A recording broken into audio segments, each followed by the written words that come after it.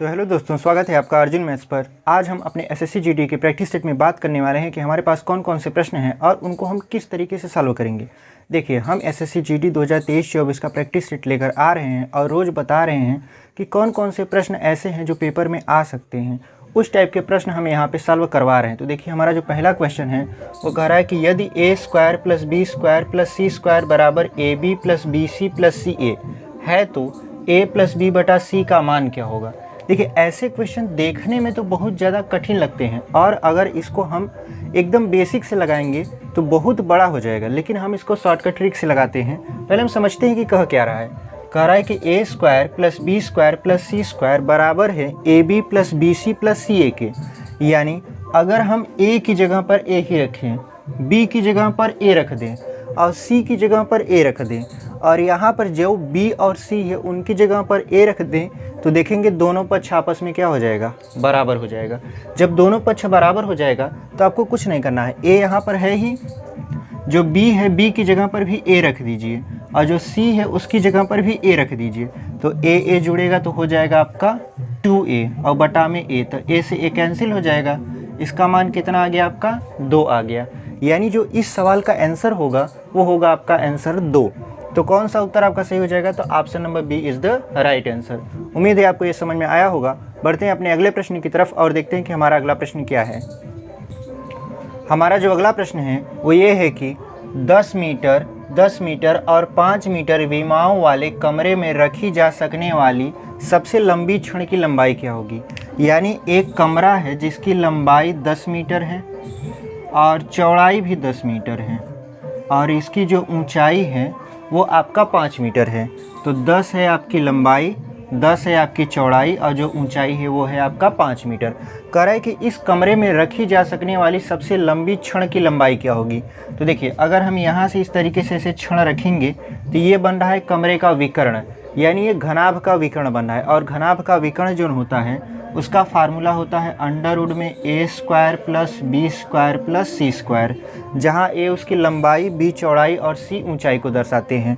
तो ये 10 है तो लिख देंगे यहाँ पे 10 का स्क्वायर प्लस 10 है तो 10 का स्क्वायर, उसके बाद 5 है तो 5 का स्क्वायर। अब ध्यान से देखिए, 10 का स्क्वायर 100, 10 का स्क्वायर 100 और 5 का स्क्वायर 25, तो 100 100 200 और 25 जोड़ेंगे तो 225 और 225 का वर्गमूल निकालेंगे तो 15 आता है। यानी कितना आ जाएगा, 15 मीटर। उस क्षण की अधिकतम लंबाई कितनी हो जाएगी आपकी, 15 मीटर। तो कौन सा उत्तर आपका सही हो जाएगा, तो option number B is the right answer.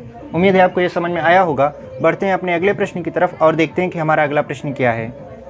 देखिए, जो हमारा अगला प्रश्न है वो ये है कि दी गई आकृति में वृहत कोण BOC का मान बताइए। देखिए, वृहत कोण BOC का मान पूछ रहा है। वृहत मतलब बड़ा कोण, ठीक है। तो हमारे पास 2 BOC हैं। जैसे देखिए, BOC अगर इस तरफ से काउंट करते हैं तो ये वाला कोण बनता है, और अगर BOC काउंट करें ये वाला तो ये बड़ा वाला बनता है। तो हमसे ये वृहत कोण का मान पूछ रहा है, ना कि ये वाला कोण का। तो देखिए, अगर यहाँ 30 है तो आप इसको देखिए, FOB को देखिए। जब FOB पर आपकी नज़र जाएगी तो ये देखिए 90 अंश का कोण बना रहा है। जब ये 90 अंश का कोण बना रहा है, जिसमें एक 30 अंश का है, तो दूसरा कितना हो जाएगा, तो 60 अंश का हो जाएगा। देखिए, पहला 30, दूसरा 60 हो गया। अब आप इसको देखिए। अब यहाँ पर देखिए AOF, अगर AOF को देखेंगे तो ये भी 90 डिग्री का कोण बना रहा है, तो ये कितना हो जाएगा, 90 अंश, ठीक है। अब देखिए, ये 30 है तो ये भी कितना हो जाएगा, 30। कौन सा, AOC कितना हो जाएगा आपका, 30 अंश हो जाएगा। हमसे पूछ कौन सा रहा था, BOC, ये बड़ा वाला। तो इन सभी कोणों को जोड़ देंगे। तो देखिए, जोड़िए, 30 और 30 60, 60 और 60 120, 120 में जब 90 जोड़ेंगे तो आएगा 210।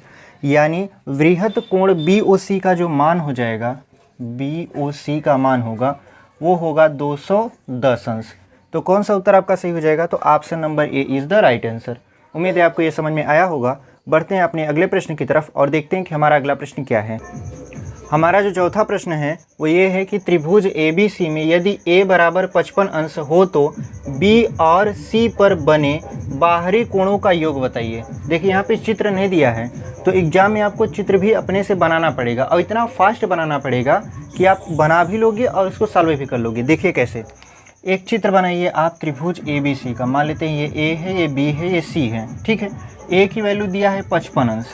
अब कह रहा है कि B और C पर जो बाहर कोण बनते हैं उनका योग क्या होगा। तो C को बढ़ाइए इस तरीके से, B को बढ़ाइए इस तरीके से, ठीक है। अब देखिए ये एक सीधी रेखा है, ये एक सीधी रेखा है। तो अगर हम मान लें कि यहाँ कोण x अंश बन रहा था, ठीक है, यहाँ कोण कितना बन रहा था x अंश, तो यहाँ कितना बनेगा, तो कहोगे आप 180 माइनस x, क्योंकि ये सरल रेखा है तो पूरा कोण 180 अंश का बनेगा, जिसमें से एक भाग x अंश है तो दूसरा भाग 180 माइनस x हो जाएगा। तो कहोगे b पर कितना बनेगा, तो कहोगे b बहिष्ठ कोण है, तो बहिष्ठ कोण सामने के अंतः कोणों के योग के बराबर होता है, यानी जो b वाला बनेगा वो 55 प्लस x हो जाएगा। अंदर के दोनों कोणों को जोड़ दीजिए, बाहर कोण आपका तैयार हो गया। अब देखिए कह रहा है कि इन कोणों का योग क्या होगा, यानी हमसे पूछ रहा है कि 180 minus x plus 55 plus x का मान क्या होगा। अब देखिए अगर इसको हम जोड़ेंगे तो x से x वाला क्या होगा, कट जाएगा, ये वाला कट गया। अब 55 को 180 में जोड़िए तो आएगा आपका 235 अंश, यानी B और C पर बने बाहरी कोणों का जो योग होगा वो होगा 235 अंश। उम्मीद है आपको ये समझ में आया होगा। तो कौन सा उत्तर आपका हो जाएगा, option number D is the right answer. बढ़ते हैं अपने अगले प्रश्न की तरफ और देखते हैं कि हमारा अगला प्रश्न क्या है। हमारा जो अगला प्रश्न है वो ये है कि 8 सेमी गुणे 4 सेमी गुणे 2 सेमी विमाएँ वाले एक ठोस घनाभ को गलाकर 2 सेमी की कोर वाले समान घनों में ढाला जाता है। इन समान घनों की संख्या कितनी होगी। ऐसे क्वेश्चन में आपको कुछ नहीं करना है। देखिए ये घनाभ है तो घनाभ का आयतन निकाल लीजिए। तो आयतन इसका कितना हो जाएगा, तो इसका आयतन होगा 8 गुणे 4 गुणे 2। उसके बाद ढाला जाता है इसे घन में जिसका कोर दिया है 2 सेंटीमीटर, यानी जो कोर दिया है आपका वो 2 दिया है, तो घन का जो आयतन होता है वो भुजा क्यूब होता है, या भुजा क्यूब यानी 2 का क्यूब करेंगे। अब ध्यान से देखिए, जब 2 का क्यूब करेंगे तो आएगा 8, तो 8 से यह 8 वाला क्या होगा, कट जाएगा। इसका गुणा कराइए, 4 गुणे 2, तो 4 दूना कितना हो जाएगा, 8 हो जाएगा। यानी जो घनों की संख्या होगी हमारी वो हो जाएगी 8। तो कौन सा उत्तर आपका सही हो जाएगा, तो option number D is the right answer. आज के लिए इतना ही। अगर आपको हमारी वीडियो पसंद आती है तो हमारे चैनल को सब्सक्राइब करिए, वीडियो को लाइक करिए, अपने दोस्तों तक शेयर करिए। हम SSC GD के लिए ऐसे ही प्रैक्टिस सेट लेकर आते रहते हैं और बताते रहते हैं कि कौन से क्वेश्चन हैं जो पेपर में आने की संभावना जिनकी ज़्यादा होती है। तो मिलते हैं आपसे अगले वीडियो में, तब तक के लिए धन्यवाद।